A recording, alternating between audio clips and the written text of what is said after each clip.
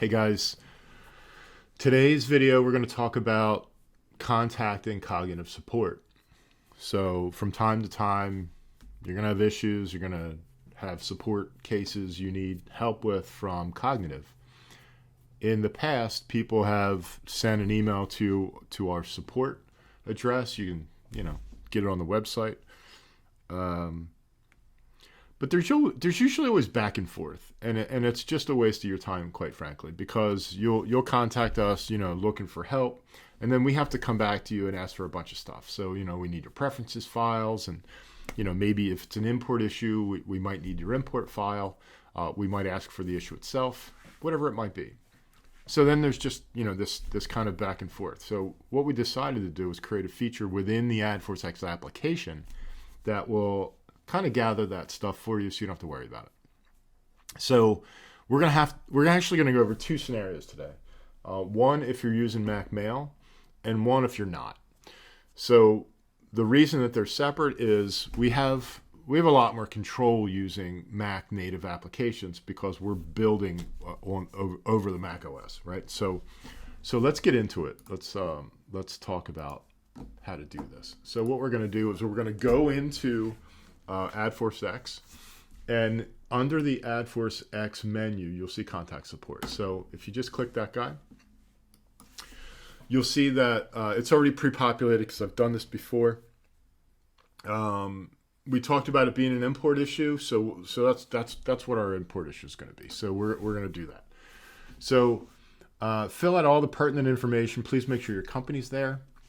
And then you'll see where it says attach. You'll see preferences and open issues, and then there's a button for you to attach other things. We'll actually attach the import file as well, right? Because it's an import issue, we'll get ahead of it. And this also save attachments we're going to use in the second example. We don't need that for this example. We don't need that for Mac Mail because we're going to programmatically attach all of these files to your email. So, just give us a brief description. I'm just going to say, please help, just for, make it quick. And then you click OK. And it's going to create this email in Mac Mail for you that has all the information that you provided for us, including the attachments. But it also has a couple other bits, right? So you'll see that it has your AdforceX version.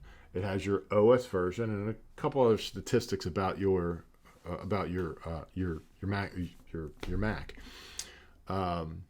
So then just fire it away, and we'll be back to you and we'll solve your issue. So that's the first case, right? So we're going to cancel out of this guy, and then we're going to go and do the Outlook example. So before we can do that, you have to understand that when you're working on a Macintosh, the Mac OS it needs a default email client. Well, that on a Mac is handled through the Mail app. So you're going to have to go into your Mail app and then go into the preferences. And under the preferences, you'll see the default email reader. And if you change that to whatever you're using, I happen to be using Outlook. That's what we're going to use for this example. So we change it to that and we close out of it. And we're going to repeat this same example. So we're going to contact support once again. And all of the stuff is pre-populated. This time, we're going to add the import as well as we're going to check this box. So when we check this box, it's going to create a zip file on your desktop, and then you're just going to have to add that to the email. So we're going to, once again, say, please help. If you don't fill this out, it'll yell at you. You need to fill out some kind of description in here. So then you click OK, and it fires up your Outlook, and it will present you with the same email without the attachments. So if you look on your desktop, we'll close this out. You'll see that here's my desktop, and this guy was added to it. So we're just going to drop this right onto the email. And now it's the same as the Mac email, right? And then we can send this off, and contact will be right back at you to solve your problem. So that's how you enter a support case from within the AdforceX application. You're welcome. All right. I hope you found this useful, and like and follow for more videos. We'll be creating tons of them as soon as we can. All right. Have a good day, and I'll talk to you soon.